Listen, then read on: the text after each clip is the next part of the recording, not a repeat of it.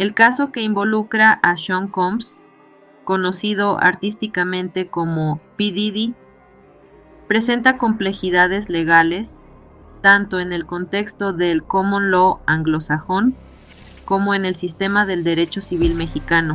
Como abogado de las víctimas, es crucial entender los aspectos fundamentales de ambos sistemas para evaluar las estrategias y derechos aplicables en la defensa de las presuntas partes agraviadas. Contexto general. En Estados Unidos, el common law se basa en la jurisprudencia y los precedentes judiciales, lo que significa que los tribunales tienen una función activa en la interpretación de la ley y el establecimiento de normas a través de sus decisiones. Los casos de agresión, abuso o cualquier tipo de delito civil pueden ser procesados tanto en ámbitos penales como civiles, permitiendo que las víctimas busquen reparaciones económicas, además de la posible sanción penal del acusado. En contraste, el sistema de derecho civil mexicano de raíz romano-germánica se caracteriza por normas codificadas que limitan la interpretación judicial y guían de manera más precisa los procedimientos legales.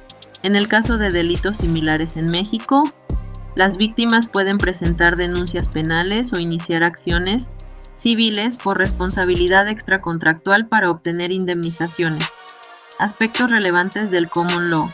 Desde la perspectiva del common law, un abogado que representa a las víctimas de un supuesto abuso por parte de una figura pública como P. Diddy debe considerar: presentación de demandas civiles. Las demandas por agravio tort permiten a las víctimas reclamar daños y perjuicios. Esto es particularmente importante para lograr una compensación económica y establecer responsabilidad civil. Prueba de responsabilidad. En el derecho anglosajón, la carga de la prueba en un caso civil es la preponderancia de la evidencia, un estándar más bajo que el más allá de toda duda razonable requerido en el ámbito penal. Impacto en la reputación y precedentes. Dado que las decisiones en un caso de alto perfil pueden sentar precedentes y afectar futuras reclamaciones, es esencial preparar el caso con un enfoque estratégico que contemple la jurisprudencia relacionada con el abuso y la difamación. Análisis desde el derecho mexicano.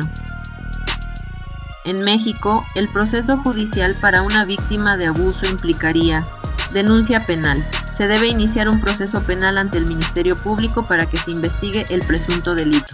La autoridad judicial es quien se encarga de valorar la evidencia conforme al principio de presunción de inocencia y al debido proceso. Acciones civiles.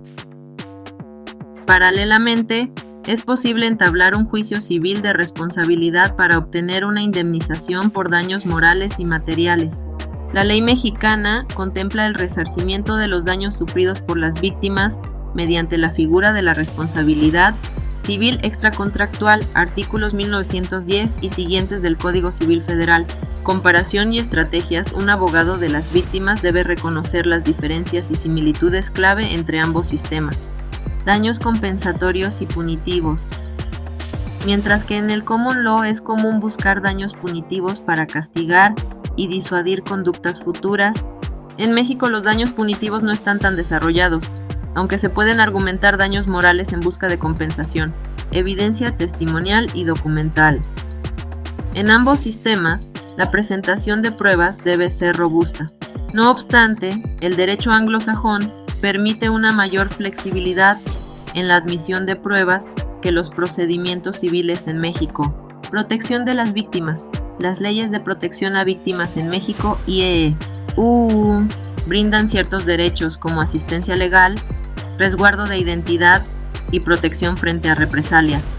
Conclusión: el caso de P. Diddy, desde la perspectiva de un abogado defensor de las víctimas, requiere una comprensión integral de los mecanismos legales disponibles tanto en jurisdicciones del common law como del derecho civil mexicano. Evaluar cuidadosamente la jurisdicción adecuada y los recursos legales disponibles es fundamental para asegurar justicia y reparación a las víctimas, mientras se busca un balance entre el derecho a la defensa y los derechos de las personas afectadas.